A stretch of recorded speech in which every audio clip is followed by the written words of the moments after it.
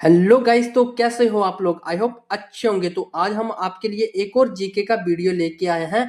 तो आइए हम पढ़ते हैं पहला क्वेश्चन। जैसे जो 7 लिखा हुआ तो आपने पहला क्वेश्चन मानना है। ओके, तो पढ़ते हैं हम। सुल्तानपुर राष्ट्रीय उद्यान किस राज्य में स्थित है। ओके, ये आपके सामने ऑप्शन दे रखे हैं ABCD करके। ओके, तो पढ़ते हैं इनका।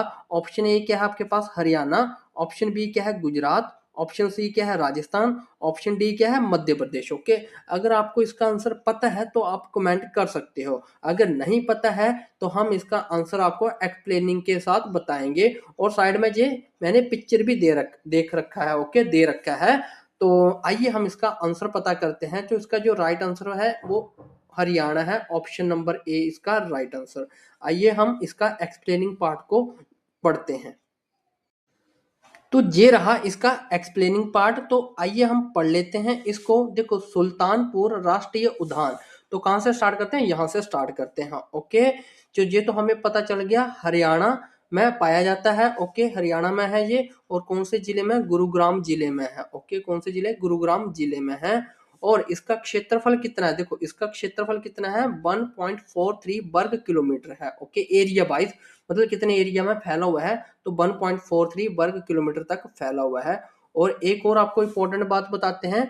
सुल्तानपुर का नाम पहले क्या था, चौहान राजपूत राजा सुल्तान सिंह चौहान के नाम पर रखा गया था। मतलब मैंने थोड़ा सा गलत बोल दिया, तो आपने ऐसे पढ़ना है। सुल्तानपुर का नाम चौहान राजपूत राजा सुल्तान सिंह चौहान के नाम पे रखा गया है। ओके, कोई राजा था चौहान राजपूत राजा, उनके नाम पे ये सुल्तानपुर का नाम रखा गया है। ओके, इतने सारे आपको की पॉइंट मिल गए। अब साइड में आपको ये बॉक्स दिख रहा होगा, ठीक है। आपने क्या करना है, ये पढ़ लेना है। ये राष्ट्रीय उद्यान है, ये पूरे हरियाणा में नहीं, ये मैंने ऐसे दे रखा है की पॉइंट। ओके, तो देखो ये राष्ट्रीय उद्यान है पहले वाला, ठीक है। गुगामल राष्ट्रीय उद्यान तो कहाँ पे है, महाराष्ट्र में है।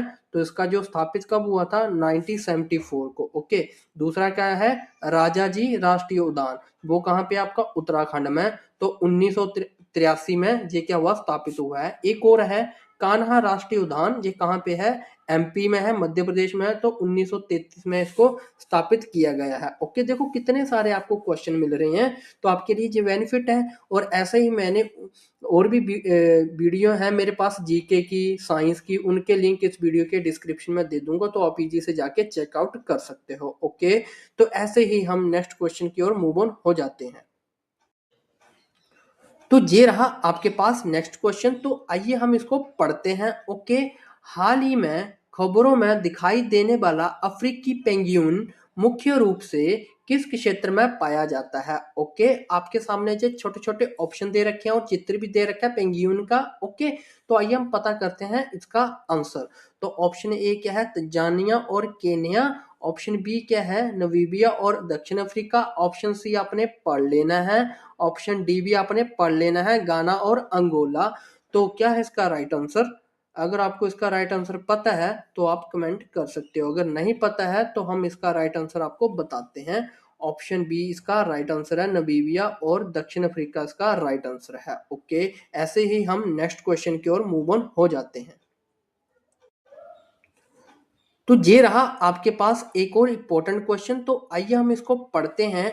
टेंसर प्रोसेसिंग यूनिट किस संस्था द्वारा विकसित की गई थी। ओके, ये देखो इंग्लिश में भी मैंने दे रखा है टेंसर प्रोसेसिंग यूनिट। इसको TPU भी बोला जाता है। क्या बोला जाता है, TPU भी बोला जाता है शॉर्ट में। ओके, तो किसके द्वारा विकसित किया गया था, ऑप्शन आपके सामने दे रखे हैं। Option A Google, option B Microsoft, option C Meta, option D Amazon. Okay, तो क्या है इसका राइट आंसर। अगर आपको इसका राइट आंसर पता है तो आप कमेंट कर सकते हो। अगर नहीं पता तो हम इसका राइट आंसर आपको बताते हैं। इसका जो राइट आंसर होने वाला वो ऑप्शन ए होने वाला है, गूगल। ओके, अब हम इसकी एक्सप्लेनिंग की ओर मूव ऑन हो जाते हैं। एक्सप्लेनिंग भी बहुत ही जरूरी है आपके लिए। ओके, तो ये रही इसकी एक्सप्लेनिंग पार्ट। तो आइए हम पढ़ते हैं। देखो, टेंसर प्रोसेसिंग यूनिट मतलब TPU। ओके, तो क्या है आपने पढ़ लेना है। देखो मैं बोलूंगा तो बहुत लेंथी चला जाएगा। देखो, ये एक विशेष प्रकार की चिप होती है।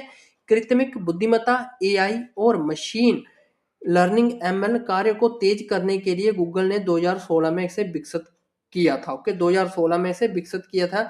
मतलब ये है कि जो काम देरी से होते थे अब वो काम तेजी से होने लग पड़े, मतलब कार्य को तेज करने के लिए ये टेंसर प्रोसेसिंग यूनिट का प्रयोग किया जाता है। ओके, तो ये छोटा सा एक्सप्लेनिंग था, तो आपके लिए ये भी महत्वपूर्ण है। ओके, तो ऐसे ही हम नेक्स्ट क्वेश्चन की ओर मूव ऑन हो जाते हैं।